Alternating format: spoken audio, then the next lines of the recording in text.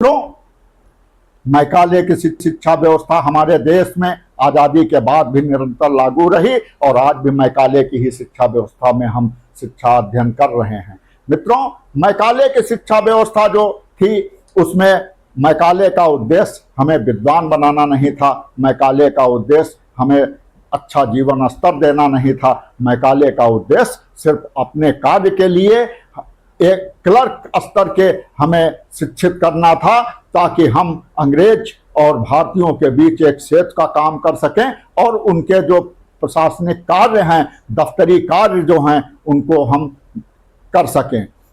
मित्रों, इसके लिए उन्होंने कॉन्वेंट व्यवस्था आरंभ की, परंतु कॉन्वेंट व्यवस्था में टोटल हमें क्रिश्चियनिटी सिखाई गई है, ना कि भारतीयता। उसमें हमारे गुरुकुलों को नष्ट किया गया। शिक्षा में शिक्षा हमारी जो हुआ करती थी गुरुकुल की, हमारी शिक्षा सबसे पहले चरित्र का निर्माण करती थी। मित्रों, सभ्यता संस्कृति से हमारे संस्कार बनते हैं और उन संस्कारों से हमारे चरित्र का निर्माण होता है।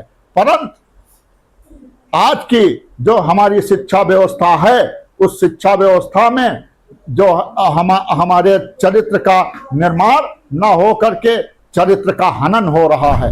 मित्रों, अभी आपने देखा होगा जंतर मंतर पर जिस तरीके का प्रदर्शन हुआ, उस प्रदर्शन में जिस तरीके का नंगा नाच हुआ, इससे आपको पता लग जाएगा कि हमारे देश का नौजवान जो शिक्षित हो रहा है वो शिक्षा व्यवस्था हमें क्या दे रही है। मित्रों, इतनी ज्यादा अभद्रता, इतनी ज्यादा नंगा नाच, इतना ज्यादा गाली गलौज, यह हमारे शिक्षा व्यवस्था की देन है। मित्रों, हमारे देश में जो मैकाले की शिक्षा व्यवस्था है, इसमें कहीं पर भी चरित्र निर्माण के लिए जरा सा भी कोई रास्ता नहीं है। एक सीमित प्रॉस्पेक्टस होता है और उस प्रॉस्पेक्टस को हमें तैयार करना होता है। उसमें हमारे संस्कार और हमारे समाज से कोई लेना देना नहीं होता है। मित्रों, आज के समय में हमारे विद्यार्थियों के बीच एक खुलेपन के नाम पर एक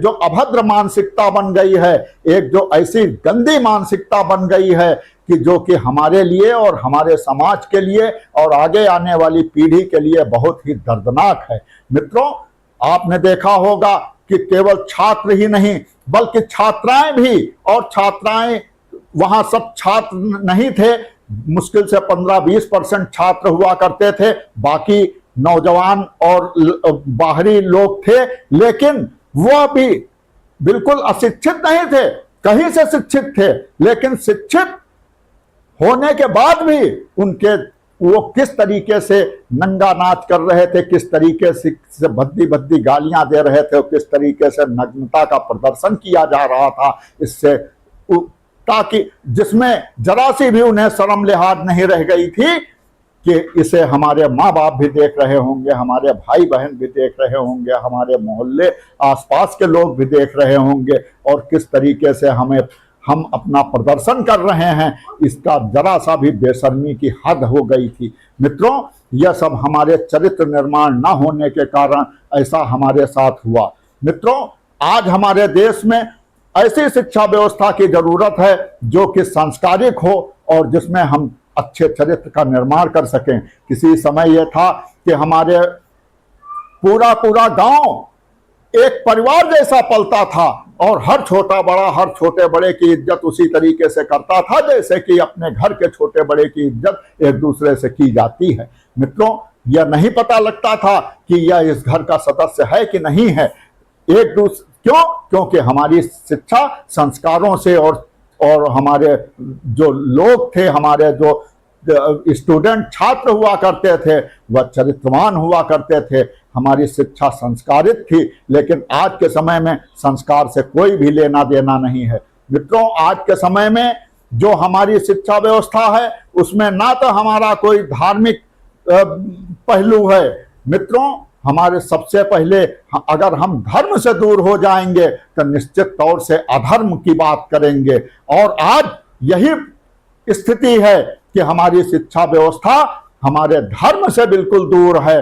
हम ना तो अपने किसी किसी धर्म ग्रंथ का उन्हें अध्ययन कराते हैं, ना हम वेद पुराण उपनिषद रामायण गीता इत्यादि किसी चीज का भी अध्ययन हम अपने किसी भी विद्यार्थी को नहीं कराते हैं, जिसके तहत हमारे विद्यार्थी संस्कारित नहीं होते हैं और चरित्रहीन बनते हैं। मित्रों, आज के समय में समाज निहायत स्वार्थी बनता चला जा रहा है। इसका कारण हमारी ये शिक्षा व्यवस्था में संस्कारों का ना होना।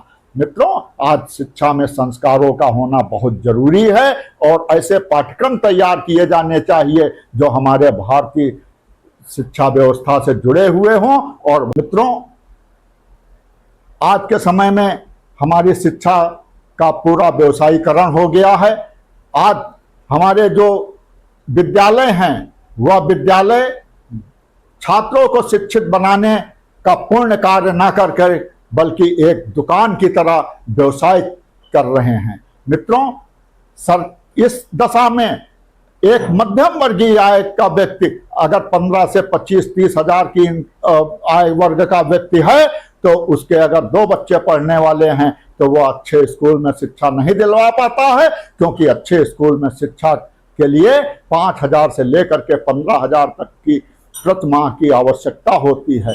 मित्रों, ऐसी दशा में हमारे तमाम बच्चे जो कि टैलेंटेड होते हैं, मित्रों, प्रतिभा किस व्यक्ति के वहां पैदा होगी इसका कोई मापदंड नहीं होता है। जरूरी नहीं अमीर लोगों के ही वहां प्रतिभाशाली बच्चे पैदा होते हों।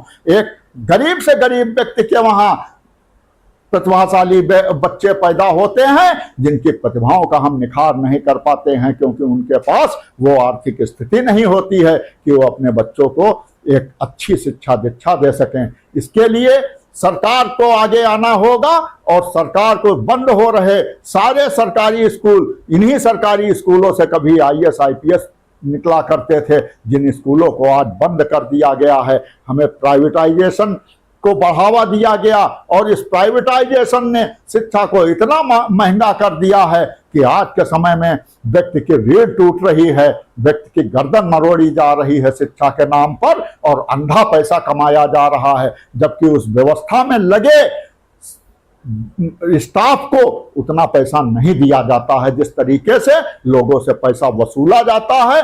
मित्रों, सबसे पहली जरूरत यह है कि कम से कम इंटरमीडिएट तक शिक्षा व्यवस्था सरकार द्वारा उसका खर्चा उठाया जाना चाहिए और ऐसे पाठ्यक्रम बनाए जाने चाहिए जो कि पूरे राष्ट्रीय स्तर पर एक पाठ्यक्रम, एक राष्ट्र एक पाठ्यक्रम होना चाहिए। और यह जो हर महीने हर साल रैपर बदल कर, ऊपर का कवर पेपर बदल करके और किताबों का नवीनीकरण करके प्रकाशकों के माध्यम से जनता को लूटा जा रहा है, इस पर पूर्ण प्रतिबंध लगना चाहिए और हर स्कूल को यह इंस्ट्रक्शन होना चाहिए कि एक बार सिलेबस सेलेक्ट करने के बाद कम से कम 5 से 10 साल उसको वही पुस्तकें चलानी होंगी। मित्रों, इस तरीके से हमारी जो जनता की बीच शिक्षा संस्थानों के द्वारा ठगी की जा रही है उस ठगी को रोका जाए। उसके साथ ही साथ हमारी औद्योगिक नीति के तहत हमारे जो शिक्षण संस्थान चलाए जा रहे हैं, जो प्राइवेटाइजेशन धन पैदा करने के उद्देश्य से चलाए जा रहे हैं, इन पर प्रतिबंध लगना चाहिए और सरकार इसका निजीकरण खत्म किया जाना चाहिए, प्राइवेटाइजेशन खत्म किया जाना चाहिए, शिक्षा का राष्ट्रीयकरण किया जाना चाहिए, ताकि हर व्यक्ति हर छोटे से बड़े स्तर का व्यक्ति अपने बच्चों को पूर्ण रूप से शिक्षित बना सके और अमीर और गरीब घर के बच्चे एक साथ पढ़ सकें। जब राजा और रंक का बच्चा एक साथ पढ़ेगा मित्रों, तभी वास्तव में देश में समाजवाद आएगा और तभी सही रूप में शिक्षा का विकास होगा और सही रूप में प्रतिभाओं का निखार आएगा। इन्हीं शब्दों के साथ जय हिंद, जय भारत, वंदे मातरम।